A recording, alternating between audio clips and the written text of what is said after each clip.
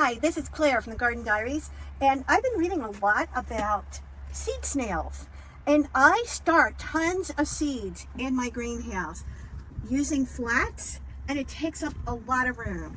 So on the internet, people were talking about seed snails where it will use much less room and you can produce a lot of plants that way.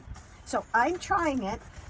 What I've used is, this is a shelf liner, it's plastic, and I've cut it around 15 inches wide and then put butcher block on top. And I'm going to use soil, and this is very wet soil. It would be like the consistency of wet cat food. So it's been sitting here in my bucket, taking up moisture, and this is just regular potting soil. So I put a hump here and squish it down, and it's kind of like making a jelly roll. If you ever cooked and made a jelly roll cake. So I'm going to use a little bit more soil and make sure I get the edges. Now I don't want to go all the way to the edge because then it'll all come out when I roll it up. So it's about, I would say, ½ an inch, 3/4 of an inch thick. And I want it pretty flat. So then I'll take this side and start rolling.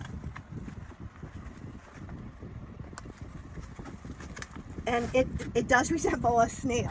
So I roll it up. Make sure it's all contained. And there's my snail. So I'm going to use some rubber bands. I keep them on my wrist so they're readily available. And there is one snail put together. Now, see how far down it is in the snail? So I'm going to put some soil here because this is where you're going to start your seeds. All right, so I brought it up, the level up a little bit and stuffed it down. And then I'm going to take all my seeds, and I'm going to use Zinnia Raspberry Limeade. I put them in my hand and then just drop them in. And I'm going to use a good amount of them. Drop them in the whole length of the seed snail. And space them out nice. You don't want to have one huge clump. I'm firming it in with my fingers. And since zinnias should be planted about ½ an inch deep, I'm going to put some more soil on top and firm it down.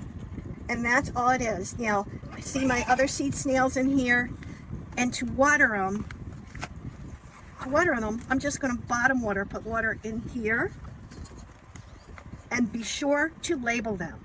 So what happens is they germinate and they grow these long roots. And when the tops are about this high, I'm going to unroll it, separate them, and plant them in the garden.